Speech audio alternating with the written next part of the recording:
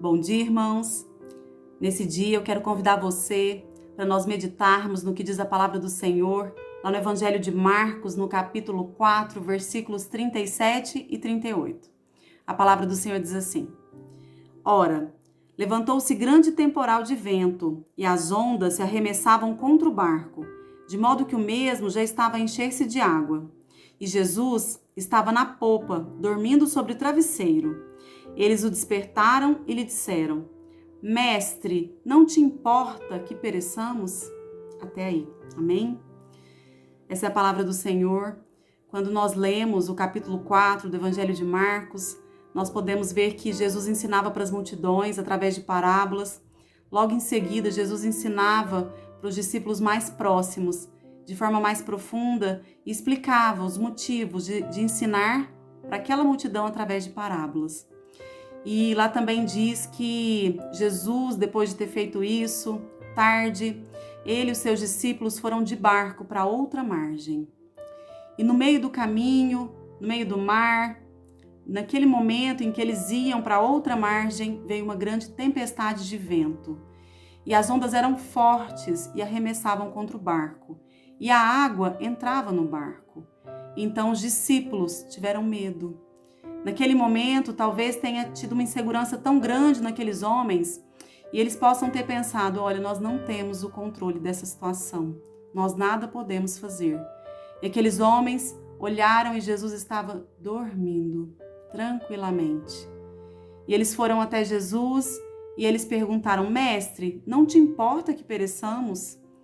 Eu imagino esses homens chegando até Jesus, imagino como eles estavam, o que eles sentiam.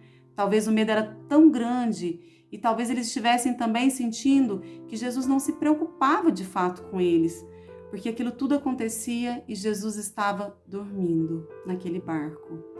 E Jesus logo se levantou e ele repreendeu o vento, acalmou o mar e logo tudo virou bonança. E aquela tempestade já não existia mais. Jesus repreendeu aquela tempestade, aquele vento forte, aquele mar que estava deixando aquele povo com medo. E aí Jesus olhou para aqueles homens e Jesus disse assim: Por que sois assim tímidos? Como é que não tendes fé, homens de pequena fé? E aqueles homens olharam com temor para Jesus e disseram: Quem é esse? Que até o mar e o vento lhe obedecem. E logo depois eles chegaram na outra margem, para onde eles estavam indo, e naquele lugar Jesus curou o endemoniado Geraseno. Tudo tem um propósito. Havia um propósito na viagem de Jesus. Aqueles homens estavam aprendendo com Jesus, logo antes de partirem e de acontecer a tempestade. E naquele meio do caminho, Jesus estava dormindo, porque tudo estava no controle. Mas para chegar até o outro lado e para salvar aquele homem que tinha um problema grave, para que ele fosse curado, Jesus e aqueles discípulos, eles tiveram que passar durante a noite no mar por uma tempestade. Mas Jesus continuou se importando. E na nossa vida, no nosso dia a dia, tudo que nos acontece tem um propósito. Nada nos acontece pelo acaso, pelo destino, mas como propósito de Deus nas nossas vidas. E aconteceu lá no Evangelho de João, quando a gente olha a ressurreição de Lázaro.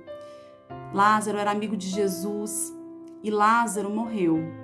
Lázaro estava doente, Jesus estava distante e ele morreu. E Jesus, depois de 4 dias que ele já tinha sido sepultado, ele já cheirava mal. E Jesus chegou até ele. E Jesus não curou, porque ele já estava morto, mas Jesus ressuscitou. Isso tinha um propósito. E a Bíblia diz, e Jesus diz, que foi para que eles pudessem crer que isso aconteceu. E Jesus disse que bom que eu não estava lá, porque isso aconteceu para que vocês creiam. E tudo que acontece tem um propósito. Assim como foi com Lázaro, também foi com Jesus. Jesus, quando foi para a cruz, ele foi morto. E ele ressuscitou, mas de uma forma diferente de Lázaro.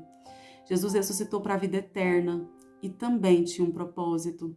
E o propósito nesse momento foi para que eu e você pudéssemos ter esperança de vida eterna. Foi para o nosso bem. Lá atrás, quando Lázaro ressuscitou ainda para essa vida que nós temos aqui. E essa ressurreição foi para que as outras pessoas pudessem crer. E tudo tem um propósito. Jesus continua se importando. Jesus se importa com as coisas que você vive, com as coisas que eu vivo. E Ele nos ensina, Ele nos instrui que nós devemos confiar e renovar as nossas forças nele. Lá em Isaías 40, nos versos 29 e 30, diz que o nosso Deus, Ele faz forte ao cansado. Ele multiplica as forças do que não tem nenhum vigor. Jovens se cansam e se fatigam. Moços caem de exaustos. Mas os que esperam no Senhor renovam as suas forças. Sobem com asas como águias, correm e não se cansam, caminham e não se fatigam.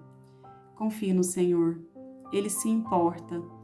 E Ele se importa comigo, com você e com quem está do outro lado da margem, aguardando o milagre dele, aguardando ele chegar. Que os nossos olhos não estejam apenas no que nos acontece, que a gente possa ampliar a nossa visão, que a gente possa renovar as nossas forças, assim como diz aqui no livro de Isaías, que a gente possa saber que Ele está no controle de todas as coisas e Ele se importa. Amém? O Senhor abençoe o seu dia.